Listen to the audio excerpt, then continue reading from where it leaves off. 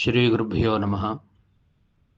ఈరోజు రాహుకాల పూజా కార్యక్రమం గురించి తెలుసుకునే ప్రయత్నం చేద్దాం. ఈ రాహుకాలంలో మనం ఎక్కువగా దుర్గా ఆరాధన చేస్తూ ఉంటాం. అయితే ఈ రాహుకాలం అనగానే ఆ సమయంలో ఏదైనా పని మీద బయలుదేరినా, కొత్తగా ఏదైనా పనిని మొదలుపెట్టినా ఆ పని చేయొద్దు, ఎటు వెళ్ళవద్దు అని మన పెద్దవాళ్ళు చెప్తూ ఉంటారు. ఎందువల్ల అంటే అటువంటి పనికి ఆటంకాలు జరుగుతాయని, ఆ రాహుకాల సమయం సరైనది కాదని చెప్తూ ఉంటారు.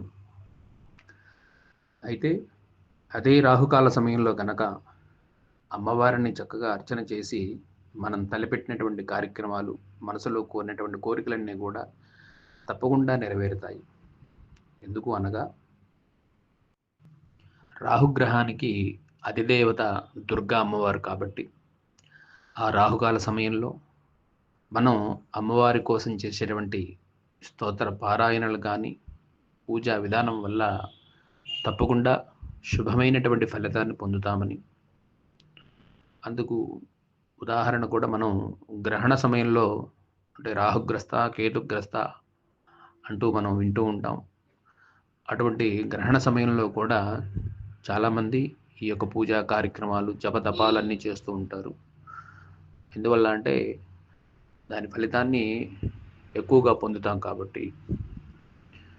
అదేవిధంగా మనం ప్రతిరోజు వచ్చేటువంటి రాహుకాల సమయంలో కనుక దుర్గా ఆరాధన చేస్తూ మనం గనక చేసేటువంటి కార్యక్రమాలన్నీ కూడా తప్పకుండా జయాన్ని పొందటానికి సరైనటువంటి అవకాశం కనుక ఈ రాహుకాల పూజ తప్పకుండా ఆరాధన చేస్తూ ఉంటాం. అయితే ప్రతిరోజు రాహుకాల సమయంలో అమ్మవారిని పూజించడం చాలా విశేషం.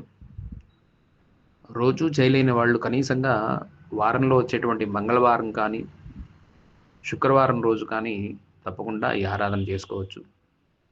అవకాశం ఉంటే మనకు దగ్గరలో ఏదైనా అమ్మవారి దేవాలయంలో ఉంటే అక్కడ ఆలయంలో తప్పకుండా ఈ ఆరాధనలు జరుగుతూ ఉంటాయి.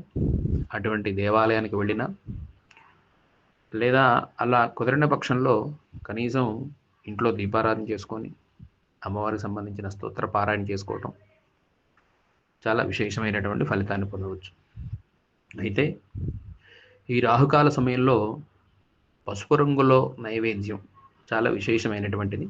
అంటే నిమ్మకాయతో చేసినటువంటి పులిహోర కానీ, అటుకులు పులిహోర కానీ, ఈ రకంగా ఏదైనా ప్రసాదాన్ని తయారు చేసి ఈ రాహుకాల సమయంలో పూజా కార్యక్రమం చేసి ఆ అమ్మకు నైవేద్యం పెట్టడం వల్ల తప్పకుండా ఫలితాన్ని పొందుతాము. కొందరు రాహుకాల సమయంలో నిమ్మకాయతో అంటే ఆ నిమ్మకాయ రసాన్ని తీసేసి దీపాలు పెడుతూ ఉంటారు. అది కూడా చాలా మంచి ఫలితాన్ని ఇస్తుంది. అయితే అవకాశం ఉన్నంత వరకు ఆ దీపారాధన దేవాలయంలో చేస్తేనే మంచిది.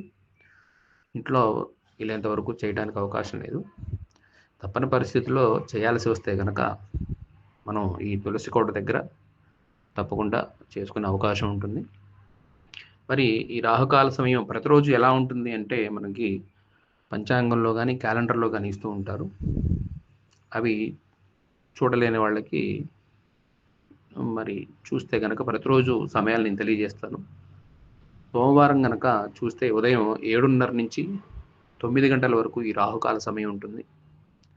అదేవిధంగా మంగళవారం మధ్యాహ్నం 3 నుంచి 4:30 వరకు, బుధవారం మధ్యాహ్నం 12 నుంచి 1:30 వరకు, గురువారం అయితే 1:30 నుంచి 3 గంటల వరకు, శుక్రవారం ఉదయం 10:30 నుంచి 12 వరకు, శనివారం 9 నుంచి 10:30 వరకు, ఆదివారం సాయంత్రం 4:30 నుంచి 6 గంటల వరకు. ఈ రకంగా రాహుకాల సమయాలు ఉంటాయి. అయితే ఈ సూర్యోదయానికి రకరకాలుగా సమయాలు మారుతూ ఉంటాయి కాబట్టి ఈ రాహుకాల సమయం కూడా కొద్దిగా మారే అవకాశం ఉంటుంది. అందువల్ల మీరు ఏం చేయాలంటే ఆ సమయానికి ఒక పావు గంట 20 నిమిషాల వ్యవధి చూసుకొని ప్రారంభిస్తే సరిపోతుంది. అంటే ఉదాహరణకు మీకు నేను ఇప్పుడు చెప్పినట్టుగా సోమవారం 7:30 నుంచి 9 గంటల వరకు అని చెప్పాను కాబట్టి సోమవారం 7:30కి కాకుండా ఒక పావు గంట అంటే 7:45కి కానీ 8కి కానీ అలా మొదలుపెట్టుకోవటం విశేషం. ఎందుకంటే ఈ సూర్యోదయం సమయానికి కొంత సమయం అటు ఇటు అవుతుంది. తద్వారా మీకు ఇబ్బంది లేకుండా దాన్ని చూసుకొని చేస్తే తప్పకుండా ఆ అమ్మవారి యొక్క అనుగ్రహాన్ని, ఆ రాహుకాల పూజా ఫలితాన్ని తప్పకుండా పొందొచ్చు.